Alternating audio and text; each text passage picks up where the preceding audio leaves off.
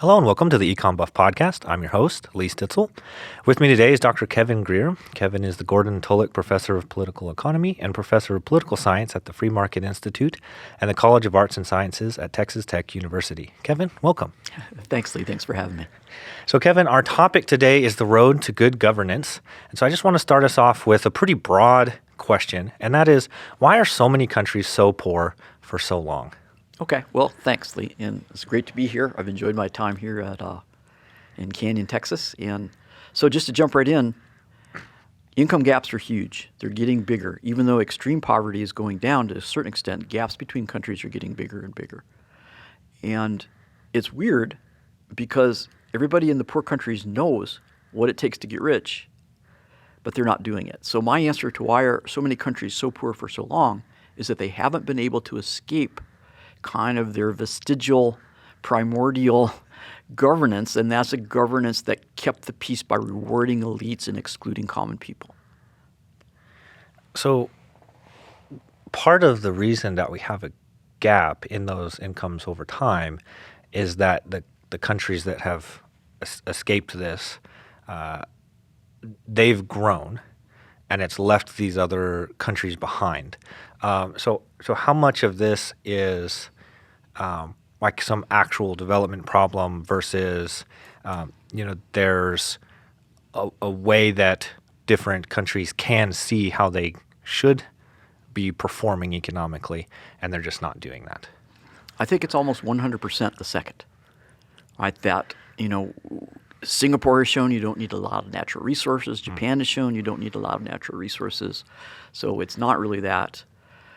Trade is a great equalizer in terms of you don't have to have a big domestic market to be successful. Countries have shown that. So the idea that like markets and capitalism and competition and business makes countries richer is pretty uncontroversial. As I was talking to you guys earlier today, even like Bono from U2 recognizes that now, right? He was trying to redistribute his way to wealth for Africa, and it turns out they would like to economics their way to wealth. And they need to do that through accessing kind of the global market. Do you think there's a trade-off between capitalism and free markets and globalism, or is you've got to play the game the way that it's currently constructed? Well, nobody really wants to play the game with total complementarity and total openness, right? We just passed an anti-inflation act that is basically a Buy American act. So we embrace globalism, and even the U.S., who benefits more from the global system than anyone, we embrace it very cautiously, very at arm's length, very careful not to let voters think we think this is great, right? So nobody seems to want to politically embrace it, but that's so far in history, that's the only way we know that countries can get rich. So are these countries that are poor, they're developing, are they worried about kind of getting onto the global scene and then being outcompeted, and then they can't compete in that sphere? And if they are, should they be worried about that? So I don't know the answer to that. Like, I haven't spoken to like the finance minister of Haiti and asked him what's your problem, sir. If I got a chance to talk to him, I would ask him that. But they shouldn't be worried, right? We've seen, just like people are worried about, ChatGPT taking jobs, we've seen over and over and over again that like there's always jobs, there's always new ideas, there's always been innovation. Maybe that will stop, but there's no reason for us to think that it will. Certainly there's no historical reason to think that it will. Comparative advantage is a really powerful tool. These countries are like low-skilled countries where low-level manufacturing could be very economically viable, but they're not getting on that train. They're not getting on that ladder, the ladder of development, if you want to think of it that way. And I think the reason why is their governance.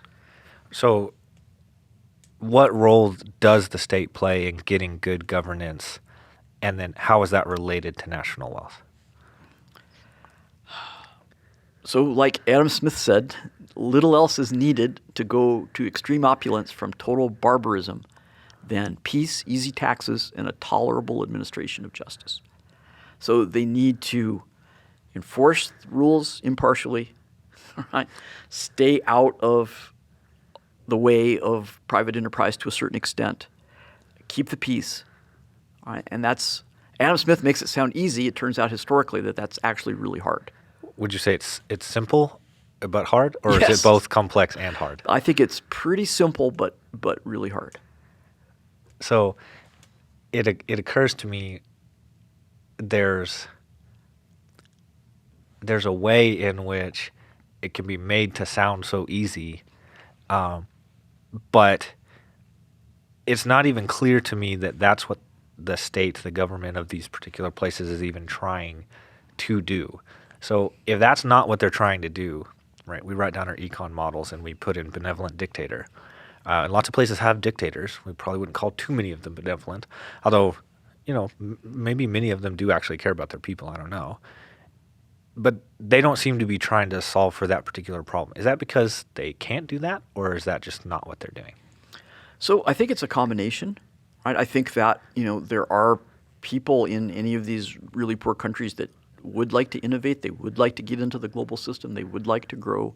They would like to provide more opportunity for the young people in their countries.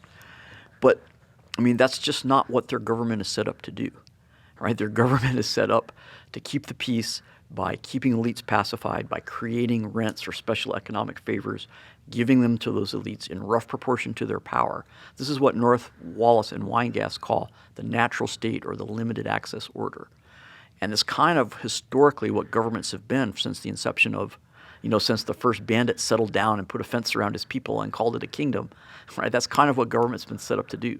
Control violence, solve violence, let people be in peace. But, controlling violence and keeping elites happy is not really what we need for modern economic growth. So your paradigm of what the state is doing is balancing this peace with keeping elites happy. And they're doing that through economic rents. Is that your basic idea? Yes. I shouldn't say mine, right? This is North Wallace and Weingast. Of course. There were two of those guys were my professors, and at the time when I was a student, I didn't think so much of them, but one of them has won the Nobel Prize, and the other one has over 100,000 citations. So I probably should have paid a little more attention in grad school, but I am catching up at this late date, and I really think that their explanation is essentially correct. This is my experience as I mature, is appreciating my professors more, appreciating my parents more, just all these people that when you're first coming to the problem, and I don't even know if it's necessarily maturity, but when you're first coming to the problem, you just don't appreciate how complex it is and how nice it is for somebody to have some ideas like the ones that you're talking about for people to work with. Like, that's such an impressive thing to do. So I've been reading up on Roman history. I happen to have come across a Roman author, a Roman historian named Tacitus, and so I've been reading, and you mentioned ChatGPT, so I've been pulling factoids from ChatGPT to supplement my reading so I can understand what's going on, right? And there's a story that Tacitus is telling because he's writing the history of his father. I think you'd pronounce it Agricola, and that's probably an embarrassing pronunciation, but what am I going to do? And he's going, and Rome is pressing into Britain, right? And one of the British generals, they're probably around where Scotland is now, up in the north part there, and they're getting ready for their last stand. And the general gives this long speech, which is very cool. Highly recommend anybody read that. But one of the lines he has in there is, Rome makes a desert and calls it peace, right? So I'm thinking about this way that you're talking about. We've got to balance violence and elites. And then, we've got these, what'd you say? There's the first bandit that put up borders around his people to protect them. And then we've kind of got this history of empires expanding and then contracting and conquest. And it really is a story of violence, and it really is a story of empires. But it's even not just the empires, it's the people that they would have been conquering too. Those elites are potentially trying to extract economic benefit out of that. So how does kind of the course of history, maybe especially Western history, fit with your paradigm that your professors and that you are kind of advocating for? Sure. So I would take a pretty reductionist view, and probably, like any historian, might want to cover their ears here for the next minute or so. But I think most of things that we think of history, big events, battles, conflicts, is fighting over rents, right? Fighting over economic privileges and economic profits, either internally when elites aren't satisfied with what they're getting, or externally when a ruler perceives weakness elsewhere and sees economic rents that he can grab. I think that's history, right, in a nutshell. So this is what Rome is doing in Yes, this time absolutely. period. Right. They're not going there to like build up economic development in Scotland, although I should note they didn't conquer Scotland. Yeah. Yeah. They had very little in reach in that part of the world apparently, and then never really had full control, and then was pretty tenuous. But other parts of the world, they had really extensive control, basically in all directions. Yes. From Rome, and then it's kind of interesting because right the fall of Rome comes a lot to do with the Goths and the way that they're fighting back actually in Italy itself. So I always kind of find that it's a little I don't know if ironic is too strong of a word there. But let me turn to kind of this idea of the natural state. Can you tell us what the natural state is and sort of maybe how that fits in this paradigm that we've been exploring? Sure. So we would call the natural state basically almost every state or government through history and most of the states and governments that still exist today. And the idea basically is that everything is personal, right? It's built on personal relationships, not impersonal ones. It's like not what you can do, but who you are and who you know and who's on your side that determines success. So there are societies where, elites don't face the same rules and restrictions and regulations as common people. They're given special privileges, and they're given those privileges from history to sort of keep the peace and contain violence, right? The single biggest thing you need from a state is to stop there being constant warfare. Right, warfare is bad for everybody. Civil violence is bad for everybody. Any kind of investment, any kind of even just farming. Planting stuff that you plan to keep around for a while. If you think everything's going to get burned down, you're not too likely to do much more than subsistence. So the number one goal of a government is to keep the peace, right? And these natural states have done that by co-opting elites into this sort of loose grouping of people that get special interests and get special favors. And they do that by excluding some groups from some parts of the political process or some parts of the economic process or both.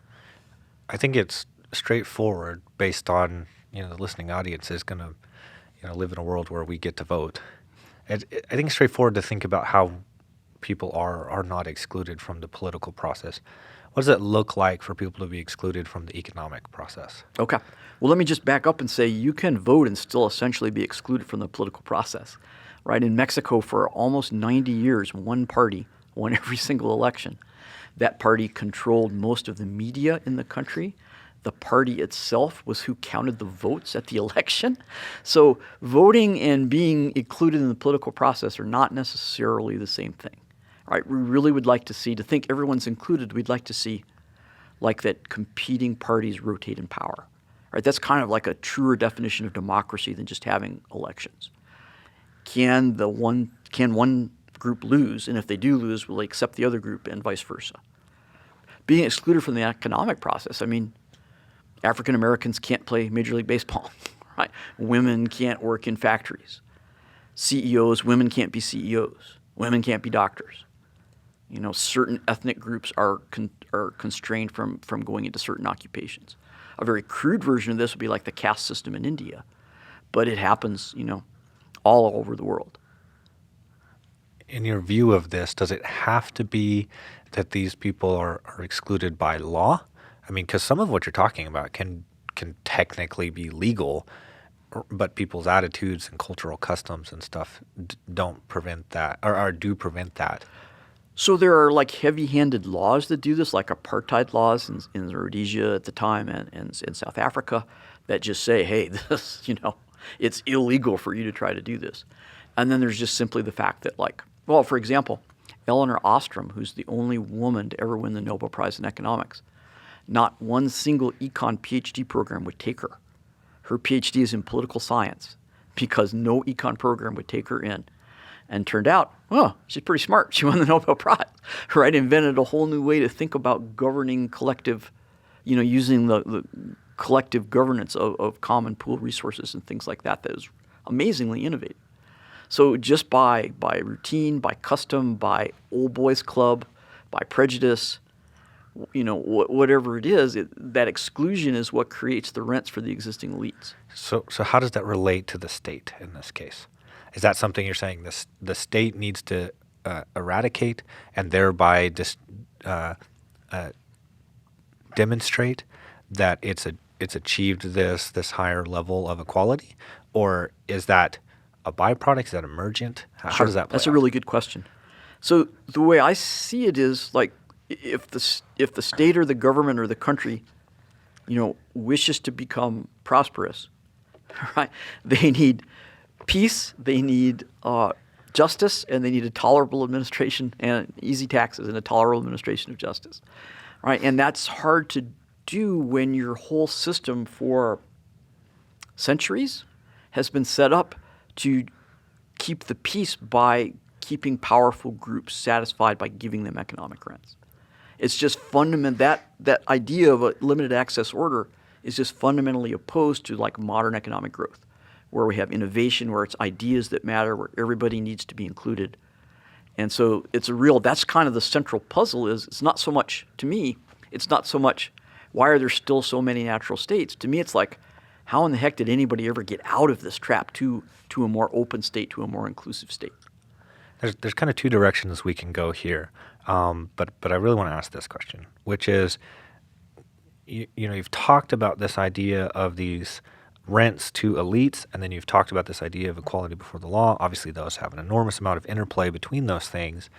And on one hand, we do want to say the situation that we find developed countries, that we find the West in, is a lot of governments that we would think they've sort of transcended the natural state into a better, what you call, open access order. And we might have achieved quite a lot of equality before the law in some ways, and in other ways maybe not. And that that sort of, right, it's not a binary, it's not 1-0 good, bad governance, but we're much closer to an ideal state of governance.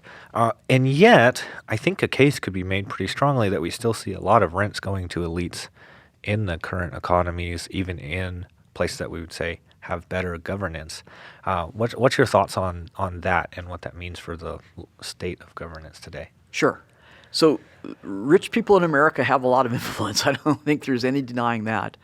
But one thing that's interesting is that rich people in America don't tend to be long-term dynasties, right? They don't tend to be like, you can go to Mexico and say, here's these 10 families, and they have an incredible amount of economic and political power. Throughout Latin America, you can identify, these are the elites, these are what they do, and it doesn't change, right? They're getting protected, they're keeping the peace, and the system sort of ossifies. At least in the U.S., right? Bill Gates, Steve Jobs didn't start out rich. There's a lot of debate about whether Elon Musk started out rich or not. He didn't start out nearly as rich as he is now, right? So we do see elites, and we do see them getting profit, but we see them getting profit, and sometimes enormous profits, in a fairly open and competitive system, right? They didn't have to have a certain last name. They didn't have to be of a certain ethnic group. They didn't have to have come from a certain part of the country, right? So we definitely see elites and elite power in the U.S., and sometimes we can kind of talk about the government helping that, or, but by and large, on average, it's kind of coming through capitalism and through markets and through the enterprise system, where we're getting our elites rather than getting them through heredity or custom or tradition. So I think it's a little bit different. So in your view, do you need to have no rents going to elites to know that you've got sort of the best possible version of governance? Is wealth inequality a measure in this metric, or it is that people are going to be able to get ahead, and people have different ambitions and work ethic and probably a lot of noise in there, just random luck, and as long as people are coming to that through competition and innovation, that can still be a category of good governance, even with... Sure. So I'm more of an equality of opportunity guy than an equality of outcomes guy, which I think is kind of what you're getting at here. So to me, that's what I would like the state to provide, right? That it doesn't matter if I'm an African-American kid in Mississippi or, my parents came over on the Mayflower and I live in Boston, right? We still have access to education. We still have equal access to the justice system. We still have the opportunity. The idea that you could be whatever you want to be, as corny as that sounds, that's what I view as good government. One of my colleagues argues the elites would still be elites in a different system, different government, different economic system. So our Jeff Bezos would in our world, he's an entrepreneur and a capitalist and running a big firm. And if we lived in an alternate universe where the U.S. were full-blown communist, that he would just be a high-up level bureaucrat or dictator or something like that. What's your take on that in light of the discussion that we've had so far? So I hope this isn't someone that I know and am friends with, because I would disagree with them. Right? It's most of the and I don't mean to say that the U.S. is a totally merit-based system. I don't mean to say that at all. But relative to a lot of other places, it is. Right? And I don't mean to say that what we call merit sometimes is just luck as well. Right? That's obviously true too. But if you have a good idea or you get lucky, you can get success regardless of your background. And if so many alternate universes, success comes from who your family was, what your ethno-geographic status is, and not from personal endeavor. Right? So that luck really doesn't have, you can't even use luck really to get ahead in those societies. You're just in it. So I would disagree with that. I don't think, Jeff Bezos is he's a nerd, right? Like me, I've done pretty well for myself. If I lived in a more brutal society, I would be dead long ago, because I wouldn't have been able to kowtow and I wouldn't be able to keep my mouth shut, and somebody would have cut my head off. So I'm very happy to live in the one that I live in. I don't think I would have done nearly as well in an alternative. So this is a half-baked idea. So let me see if I can sort of work this out, right? On one hand, we want this impartiality. We want, the system to have everybody equal before the law. And on the other hand, a state should be organized and should be governed for the good of its people. So in your view here, this equality before the law, that means the people who belong to that state and belong to those people, how do you take into account issues like immigration or treating other states, which may or may not be our allies or enemies, into account? Do you have comments on that? Sure. So let me first say that having equality before the law and having equality of opportunity is good for everybody in the long run, right? It's going to make this country more resilient, any country, and it's going to make them richer, right? We get wealth in the modern world through either copying people's ideas to catch up, much like China has been doing, or creating new ideas. And to the extent that we exclude people or don't educate people or don't let them fully participate in this process, we're going to have fewer ideas. We're going to be poorer than you otherwise would have been. So these things are not like that there's a sacrifice, right? We're going to, in some sense. And in terms of applying to others, that's really politically loaded, right? My personal view is I'm not a full Brian Kaplan open borders guy, but right. I would be fine if there were twice as many people living in America as there are now. If we were to increase the population of America by, to 600 million in 10 years, I actually would be fine running that experiment. I would be very optimistic about how it would turn out. So I kind of want to turn, and then we've explored, I think, very well kind of what it is that we're talking about. And now you've got these maybe I'll say two ends of a spectrum here. If the natural state is natural, because that's naturally what states tend towards, how do we get from there to this ideal that you're talking about, this open access order? Right. So that's a good question. There's a semi-famous quote in development circles by this dude named Gordon Brown, who used to be the Prime Minister of England. And he said something like, when it comes to the rule of law, when it comes to establishing the rule of law, the first 500 years are the hardest. Right? Historically, this has been a long, slow process. We wrote very flowery language in 1776 and 1787 about the equality of everyone, and everyone had inalienable rights. But we didn't mean it, right? We absolutely didn't mean it, because it didn't include women, it didn't include minorities, it didn't include poor people, right? It took the U.S. to live up to the rhetoric of 1776 and 1787. It took us till 1970, maybe, when minorities could vote and do things without government restrictions of onerous taxes or regulations, or without fear of physical violence. So 200 plus years? I guess we beat Gordon Brown's estimate, right? We made it a little bit faster. But yeah, it takes, so far it seems like it takes a really long time, and it's piece by piece, step by step. And I don't think we could say even that there's one path that's good for everybody. Right? And that's where it leads into, I don't know if this is where you want it to lead into, but this leads into another topic that's near and dear to my heart, and that is our efforts to help these natural states become rich are somewhat misguided, because we don't take into account that those rents and those things that we think of inefficient are there to keep the peace, to keep the social fabric together.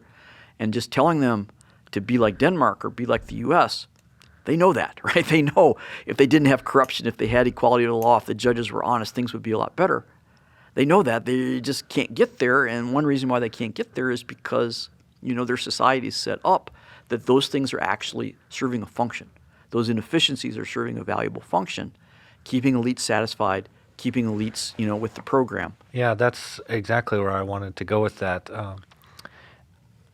We were talking about representation. So you're saying we didn't get to living up to the ideals that were expressed at the founding of the United States until we got people, the individual rights to vote. Earlier, you were saying, and yet you can have what seems to be the right to vote, but it's not any actual representation. What's your thoughts on, the different ways that we could have representation? I think our reflex is to think, well, I've got the right to vote, that vote gets counted, and as far as I'm concerned, counted fairly and truly. Right. And yet, you could live in a different way that the world was constructed, where you have representation at a household level or at, these systems that are more like feudal systems or something like that. And that person could really, at the head of that localized system, could really care about the people that are in his household, right, and represent them. So how do you think about that in this context of, you could have a situation where you don't really have a unified nation the way that we think about it now, and there's all these different little groups, and those households really do care. And obviously, there's going to be people in that system that they don't care about as much, unfortunately. Right. So are you kind of rejecting that type of representation system wholesale, or you're just saying there's so many people at the bottom of that hierarchical structure that don't get any representation? A little bit of both. So, I would say that the way the U.S. does representation now, a lot of people's votes don't count. I was telling the story at lunch about living in Oklahoma and wanting to vote Libertarian, right? What a Sisyphean, what a ridiculous, useless gesture that is. So we have winner-take-all elections, essentially. You get one more vote, you get the whole thing. And we have single-member districts. There's just one representative per district. Representation, I believe, in the United States could be much more broad and much more representative if both of those things didn't hold. So the clearest alternative would just be like what's called proportional representation, so that you don't vote for, say, president by electoral votes by state, and instead you then, so it wouldn't be winner take all. So whatever party runs, if they get X percent of the vote, they get X percent of the seats in the legislature. So me and my fellow libertarians don't have the crazy task of trying to win a geographical district in Oklahoma. But if we get 11% of the vote nationwide, we will get 11% of the legislature being libertarians. All right, and maybe, who knows, maybe we'd even get a government ministry out of that. Maybe we'd even get a cabinet position with 11%. So another way to do that is multi-member districts. Have the same system we have now, but elect more than one winner out of those districts. That would increase the depth or the realness, I think, of the participation. So, if you have these winner-take-all elections, It's not that many people are getting represented. The people on extremes aren't getting represented at all. It's all coming down to just minor things in the middle. And like people think Trump and Biden are so different. I tell my students this all the time. No, the median voter is stronger than Trump or Biden. And if you look at like all the things that Trump was doing wrong, like kids in cages at the border, still there. Right? Minimum wage, $7 and whatever, still that. Student debt, onerous, still onerous. Right? All these tariffs on China, still on China. Right? The median voter really, median voter winner-take-all elections really constrains what's going to happen. And I'm a big fan of trying something nuts. I would love to see the U.S. try a PR proportion representation system. I think that's actually a better way to get representation. You had a great answer there for exactly what I was trying to get at is, I don't feel very represented by either red or blue. Sounds like you're sympathetic to that. And, some of my listeners are going to be people that are red or blue, and some of them are going to be somewhere in between. And then obviously you've got such a menu of different things that we even care about. So yeah, that's exactly where I was going with that. So I find that very interesting that that's something that you've... Sure. And I mean, what do people say when you say you want to vote third party and they want their candidate, they say, no, you're throwing your vote away. Don't do that. You're throwing your vote. And in our system, they're kind of right. Yeah. You really are throwing your vote away in a way that in a PR system you wouldn't. So let me turn back now. We were talking about how to get from one to the other, and you're saying it's difficult to get rid of different things that we perceive as bad in the natural state because those are serving a purpose. However distasteful they might be, the alternative might be worse. And then we might know what the outcome looks like, and we say, okay, we'd like to be like Denmark or Sweden or USA or any number of different countries. But how do we get there? There's not a, I think you said this, right? There's not a path there. There's not a do this, then that, then this, then that. So what's our even hope for those kind of countries? Right. So that's a good question, a hard question that I don't have an excellent answer to. I guess I would punt a little bit and say one thing we could do is not give counterproductive advice, not give unhelpful help, so to speak.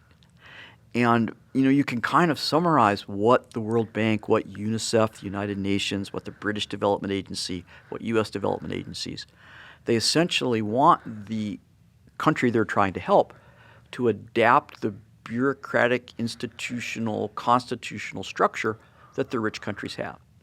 My friend and much better economist than me, Lant Pritchett, calls this isomorphic, mimicry. You take on all the trappings, but they're empty and they're hollow, right? You don't get the functionality.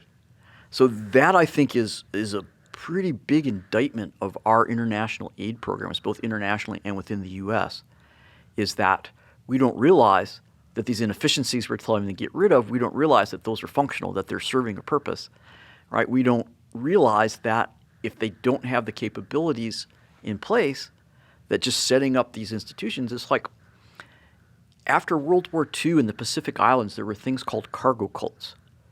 And like the Pacific Islanders, some of them had never seen airplanes, and they would drop supplies with parachutes.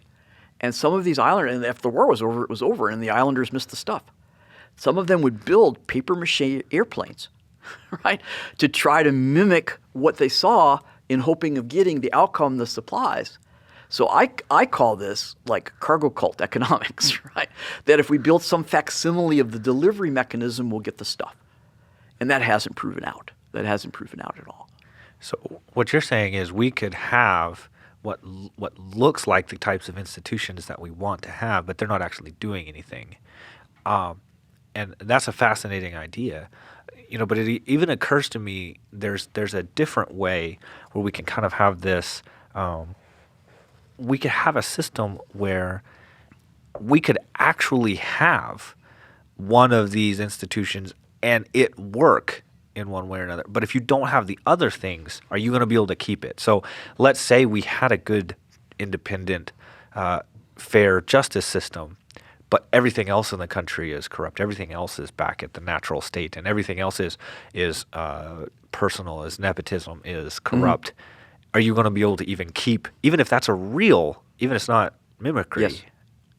even going to be able to keep that part of the system? It's a really good question, and like how to sequence reforms is a technical issue that people study. Like some former Soviet countries, were criticized for doing what was called Big Bang reforms, everything at once, and they argued it should have been sequential and so on. So I don't have an answer to that. I'm sorry. I'm very disappointing with my lack of answers here today. But I would say that if I had to pick one thing to get right and let it fight with the bad things, I would pick the legal system, right? I would pick equality before the law and property rights and enforcement as being the one thing, because that's going to, over time, chip away at nepotism. It's going to, over time, chip away at exclusion and things like that. So you picked, to me, the biggest one. If I had to pick give me an institution that works and put it in a country and have it really work, that's the one I would pick. So what was in the Adam Smith quote? Easy taxes and then... Peace, easy taxes, and a tolerable administration of justice. Yeah, okay. So then we've got a good legal system there, and then controlling violence, and then easy taxes. Of course, he didn't mean that to be comprehensive. Right. He said little else. He didn't say nothing else. Right. But those are big three in terms of institutions that we would want to be able to get right. And a system that is violent and heavy tax burden and a well-run justice system, probably out of the three different combinations we could have there, that would be the one that we might want to go with. But I would even despair of that sort of being able to get. So how do we see countries that have got there? How did they get there? Does history hold answers? And yet you can't mimic the U.S. If you're in a developing nation either. You can't mimic the U.S. where it is now, right? If you have a GDP of $1,500 per person, right, and the U.S. has a GDP on comparable terms of $60,000 per person, you can't just simply take the U.S. institutions, right, and the U.S. interest and the U.S. policies. I mean, that's just you're nodding and smiling, but that's what we're telling them to do, right? And it doesn't make any sense, right? It'd be better to think about when the U.S. was poor, what did they do to start to get rich? Not that now that the U.S. is rich, what institutions? That's very cargo cult thinking, in my opinion, right? The U.S. has all this stuff. We'll write our constitution like theirs. We'll have a bicameral legislature with a president, and magic. And so I think a better guide for these countries would be, what did the currently rich countries do in their path to become rich? Okay, so let me throw out this somewhat heavy, somber analysis. A lot of those went through war to get to that place. We went through bloody revolutions, and we went through violence, and we went through civil wars, and is that unavoidable? That you're going to have to go? We're in this one equilibrium of a natural state. We want to end up in this equilibrium of this other place, and we're going to have to come to violence in order to get there. That's the thing that shakes you out of an equilibrium, not just adding one institution at a time, or not just from a top down. Somebody comes in and installs institutions that aren't really ours. Right. Does it have to be that? So we've seen what looked like promising revolutions in Africa that didn't last very long. Like Rwanda had genocide, ethnic division, strife, massive, unbelievable poverty. Paul Kagame came in, liberated, quote unquote, liberated the country, outlawed any discussion of tribalism, tried to modernize it, was the darling of the U.S., was supposed to be democratic. That was in 1996, in the mid-1990s. Paul Kagame is still president of Rwanda today, and many of Paul Kagame's political opponents are in jail today. Right, so the revolution just put in a new boss. Right, Pete Townsend was right about that. Meet the new boss, same as the old boss. It's often true. Uganda, crazy guy, Idi Amin. Right, finally get rid of him. A lot of political instability, a lot of turnover of leaders. Museveni comes in. 35 years later, Museveni is still president. There's an age limitation in the Constitution. He just rewrites his birth certificate to claim that he's young enough to still be president. And somehow he wins the elections. So revolutions like that don't seem to have a very high success rate. To me, they don't. And, we're luckily enough in the case that, absent what's going on in like Ukraine and stuff like that, national borders are pretty firmly set at this point. If anything, we might expect to see, voluntary devolution of some places. But I'm not worried that someone's going to conquer, the Central African Republic and take it over. And we would shy away from that because we would call it colonialism. So I think the violence part isn't necessary, right, at all. But I think, that getting some part of the economics right in the short run is necessary. So if I can rephrase my question very succinctly, I was not proposing it was sufficient, but I was asking if it was necessary. Yeah. You're saying it's neither necessary nor sufficient. I think that's right. That's what I want to say. I think not sufficient should be relatively clear based on any number of examples. So you can give us hope there by saying it's possible. So let me just say, the U.S. would have been a super rich country if we'd never had the American Revolution, right? Pretty clear. England was our parent. We had all of this land. We had, a lot of freedom to do stuff. We were mad at the British. They were really nice to us, right? The things we complained about, the things we drummed up grievances about were pretty minor. So the U.S. Revolution was kind of a weird thing, the American Revolution. And I don't think it was at all, fundamental. In fact, if we hadn't had the American Revolution, we probably would have gotten rid of slavery sooner. Because the British, what was that, 1830s? You can fact check me. If we had GPT, that would be great. Yeah. You should have that on further pods. But yeah, they got rid of slavery before the U.S. did, and if we were still their colonies or part of their Commonwealth, we would have gotten rid of it sooner. So I don't think if an example of a country that needed a revolution to get rich is the U.S., I don't think it's a good example. Yeah, that's a good response. So I was talking with a colleague, and I don't really know this stuff necessarily firsthand, but they were talking about the rate of taxes that then was one of the things that got the U.S. moving towards revolution. So obviously we're thinking about the Tea Party incident and whatnot. And there's those, you look back, and those are actually relatively low rates of taxation. Yes. And of course, if maybe Chat GPT would allow this, but if I could magically be interviewing somebody who is leading that, they would say it's not the rate, it's whether you even have the right to do such taxation, right? And so that I think back to the easy taxation that Adam Smith is talking about. That may not just be the rate, right? That may be the legitimacy of whether or not you can do that, right? That's the rule of law, and is this a thing that you can do? When I teach public finance, as I am right now, I've got a section in there talking about when the federal government took up the right to levy its own taxes, right? Where states were the only ones that were doing that before. So I think about that as kind of, obviously we're on the margin here in terms of how close we are to a true open access order compared to not. So just a thought more than a question there. So let's talk about what would give us some hope to go from a natural state to an open access order, and it not be isomorphic mimicry, and it not be, my sort of radical revolution, equilibrium to equilibrium is the only solution. So let's talk about good enough governance and second best institutions and some things that might give us some hope in getting from one place to the next. Sure. So let me preface this by saying I think one big thing we need to do is to have perspective and to have patience, right? If we think about how this happened for other countries, like we're talking about, it's a long, slow process with setbacks and nothing like just a, wham, bam kind of a deal. So, and most countries in sub-Saharan Africa have been independent since 1960s. So 50, 60 years, 500 years, they're barely getting started. So, obviously, I'm not saying we'll just leave them in poverty. They've got a long ways to go. I don't mean it to say like that. But I think we need some perspective that there just aren't quick fixes.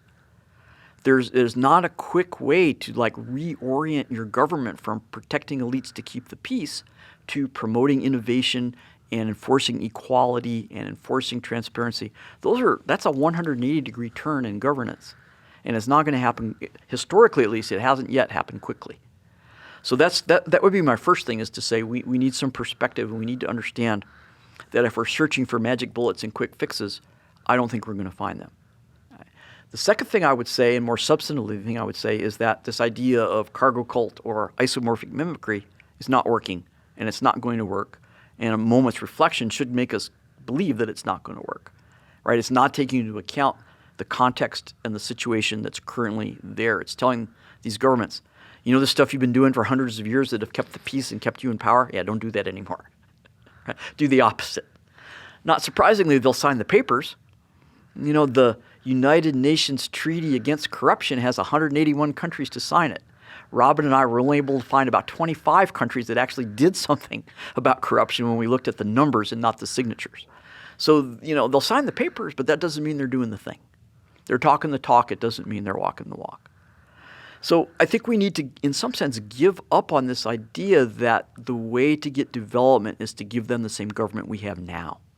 This is what Danny Roderick calls second-best institutions, or what Marilee Grindle from Harvard calls good enough governance.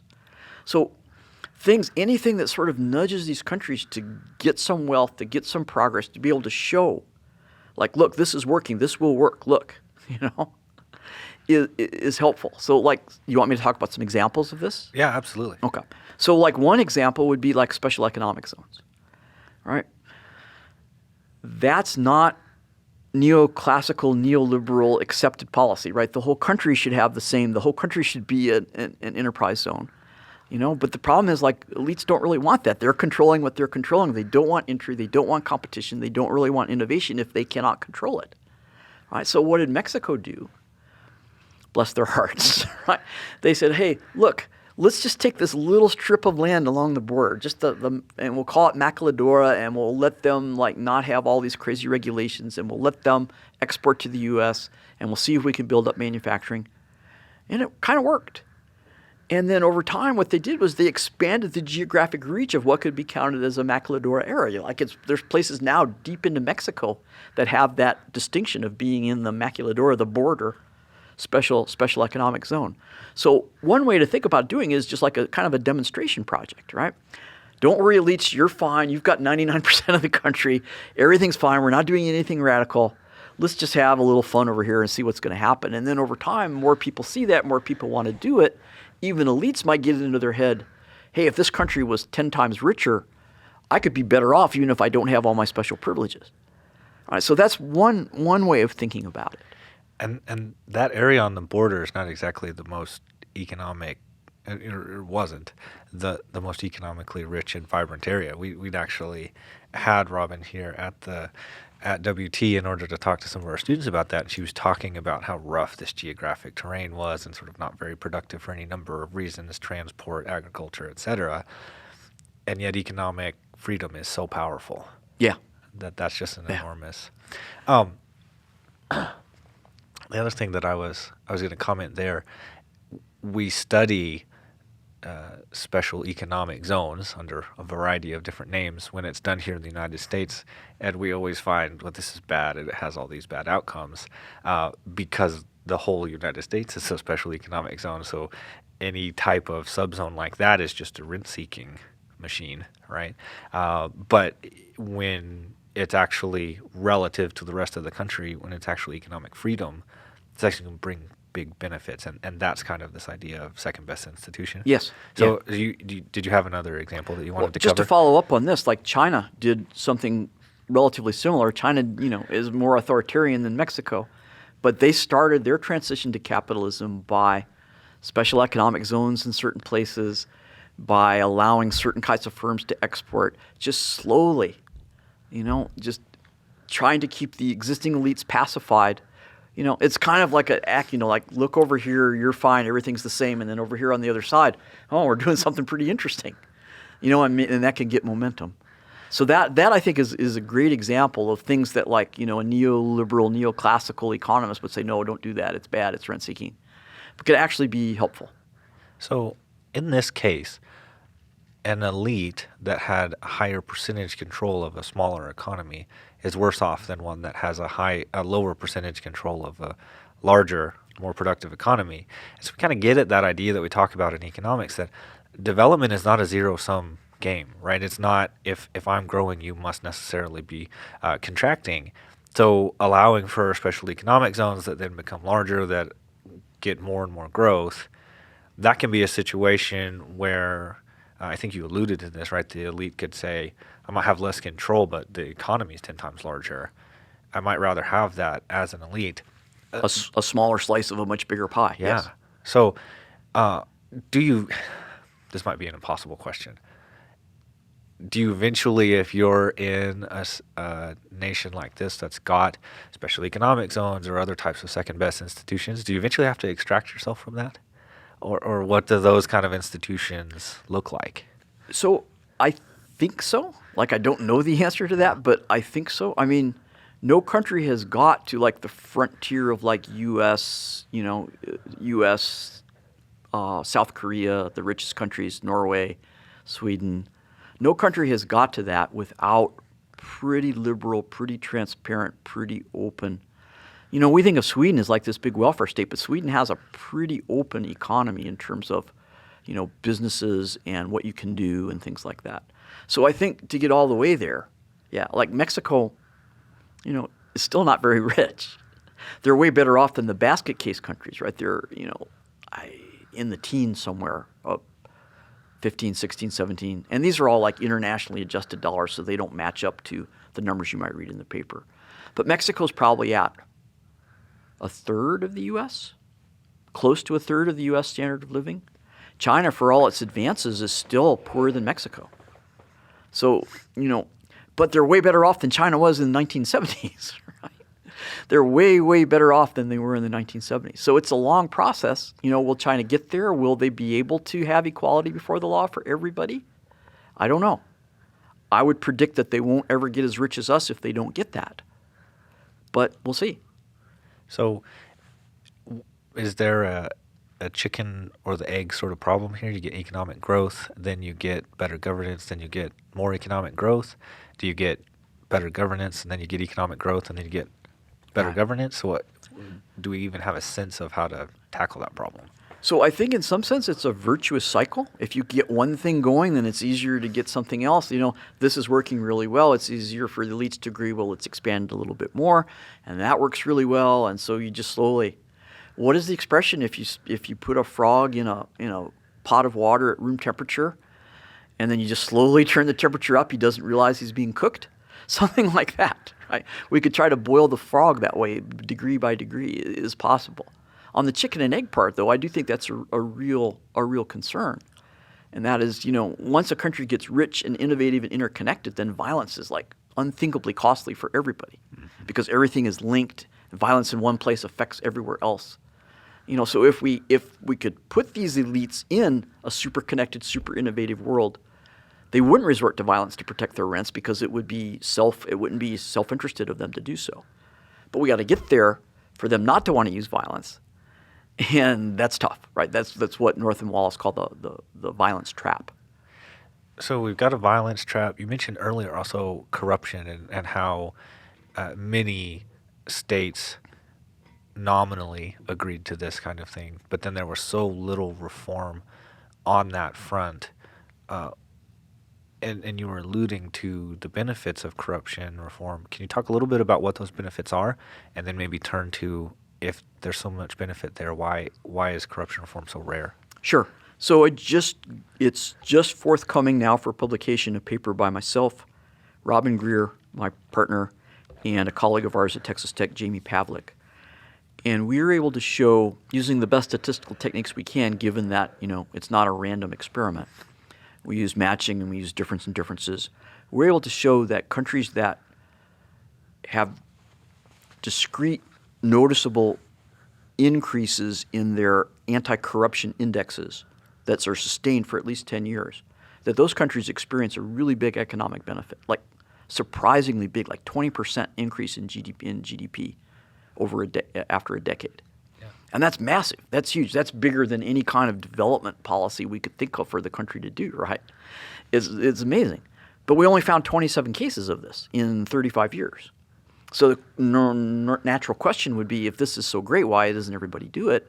And this is where, like, when the referee asked me that, like a light bulb went off in my head, and I started writing this whole section of the paper about North Wallace and Weingast and the violence trap, and how that society is set up to protect elite rents, and this might be threatening elite rents. And when we actually brought in something we'd just thrown away, There's another 27 cases of countries that started reform and just ended up reversing it very quickly. Again, we would say because the elites wouldn't stand for it, right? They had to give it up. So telling everybody don't be corrupt, you're not really giving anyone any information. They already know that, right? People in poor, corrupt countries know things would be so much better if we weren't corrupt. Right? And their heads of state, their totally corrupt heads of state, are totally happy to sign a United Nations anti-corruption treaty. They're just not going to do anything about it, by and large. All right, we see some of these, and what's to me, it's not surprising that there are so many countries that stay corrupt after signing the agreement. What to me is surprising is we found 27 that actually sustained anti-corruption and got benefits from it. So there's an idea. G.K. Chesterton has this Chestertonian fence, if you will. Right. So somebody walks up to a fence and they say, well, I don't see any reason for this fence. Let me remove it. And then other people come up to the fence and say, somebody built it. It's here for a reason. Let me find out why before I get rid of it. And in his paradigm, right, he's talking about conservatives and conservatism as part of the distributism movement. It occurs to me that this might be an application of that, right? It might be that we went through corruption reform, and then we could be circled all the way back to your natural state and your violence trap idea of people go along, right? If I want to say both the people who kept the reform and the people who started the reform and then got rid of it, both of these groups could be rational. The answer to that might be there might have been something about that corruption reform that in some states prove the benefits that we're getting from that are very large and they outweigh, and we find this path forward away from corruption towards a better order. And then there are other situations where we started removing that and then realized, and not necessarily good reasons, but there have been reasons that was there. And this might be those elites and that rent seeking and the violence that you're talking about. And so we went backwards on that. What's your impression of the likelihood that I'm right about that? Okay. So first of all, I would say, right, that what you're pointing out is the biggest problem with doing observational research and trying to say it's causal, right, is that we don't randomly, that would be beautiful, right? If I had somehow the power, there's 180 countries, say there's 100 corrupt countries, and I had the power to make 50 of them actually do anti-corruption with teeth and the others not, and then come back 10 years and look at the differences, it would be great, right? I would know this caused this. But I don't get to do that. I only get to see countries that voluntarily did this and voluntarily sustained it. And then we call that selection, right? That they're not a random sample of corrupt countries that did this. So we try to deal with that by using difference and differences and not comparing them in the levels, but just the change in the gaps. We try to do this by matching on observable characteristics, matching the controls so they look like the treated units. We choose controls that have a high probability of having had the treatment. We give them more weight. So we try to deal with that, but I don't know if you can say this, like selection bias is a bitch, right? It's really, really, if you're not running experiments, it's really your biggest problem if you want to say your results are causal, which you kind of have to say now to get them published and be somewhat convincing about it, right? That's a really, really hard problem. So I agree with what you're saying that it could be, circumstances on the ground causing it to work one way or not the other. It could just be, the elites in one country don't rely so much on corruption to keep their rents. They have, say, some like export deal, like they're the only exporters of some product or the only importers of some product. And they're not so worried about petty corruption and things like that. And in other places they are worried about it and they do see it as a threat. One anecdotal thing that we noticed was of the 27 cases, I think 9 or 10 of them were cases where there had been a very long-lasting dictatorship that ended. The case that you were mentioning at lunch of Paraguay and Stroessner, that's one of the cases, right, where they had a big sustained jump in their anti-corruption index after the Stroessner regime came down. So you've been very generous with your time. We're coming up on an hour, so I want to bring this in for a landing. So, right, you've painted a very rich picture of kind of what are natural states, what's the open access order, what do these things look like, so a lot of the challenges here. And you've kind of along the way mentioned different policy things that you might like see change. Can you give us a quick synopsis to play us out here? What types of things would you like to see us, to the extent that those of us in developed countries in the U.S., World Bank, stuff like this can do, and what things would you like to see us stop doing that are going to give these developing nations the best chance to get to good governance. Sure. So it's kind of politically tough, but I'd like to see us stop using our aid as a way to try to win votes or influence inside the U.S. So, for example, the USAID is notorious for having we're going to distribute food, but can only be bought from American farmers. Right? I wanted to put this in my earlier presentation. I didn't get a chance to. Kamala Harris, has just announced a new U.S. aid package for Ghana. And it's like musician exchange. We're sending them a debt advisor. This is unbelievable to me. Our debt is way higher than Ghana's debt. So I think we're sending him an advisor to tell them how to get in greater debt. And I mean, one reason why the U.S. is losing influence, I believe, in Africa and China is gaining influence, is China's not trying to put the functional forms of U.S. liberalism and government and political correctness onto their aid packages, right? China's dredging out harbors and building roads and building bridges. Now, I don't think it's a good deal for those countries because they're going to control it and they're going to control the revenues, China is. But I can see the appeal, right? I teach at Texas. Tech is mostly kids from Texas, but we have a fair amount of international grad students. And the African students I've had in political science and in economics are much more pro-China in terms of development aid. And this is what they say. The U.S. is all about rhetoric and form and rules and regulations, and China gets things done. Right. So I think we should be less worried about the internal reaction to what we do for aid and more worried about the reaction in the countries where we're trying to help. And we have to realize that those countries aren't exactly like us. They're at a different stage of development. They're at a different stage of what they need. They're at a different stage. For us, we can indulge stuff. We can say, oh, no, any government project has to pay prevailing wages or has to have union wages. They have to use American parts. They have to have certain representation among their subcontractors. We're super rich. We can do that, right? We have to not take and impose all of our values and all of what comes, the luxuries that we're able to afford from being so rich, onto these developing countries when we try to help them. I think that's really important. I think we're really kind of arrogant to do that and kind of not thinking about what does this country actually need? Where are they? What do they need? I think in some sense, Bono knows it better now than a lot of our development professionals. My guest today has been Kevin Grier. Kevin, thanks for joining us on the EconBuff. Thanks, Lee. This was fun.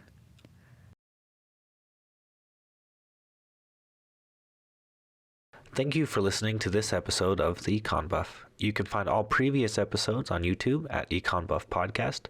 You can check out our website at econbuffpodcast.wixsite.com. That's WIXSIT.com. You can contact us at econbuffpodcast@yahoo.com.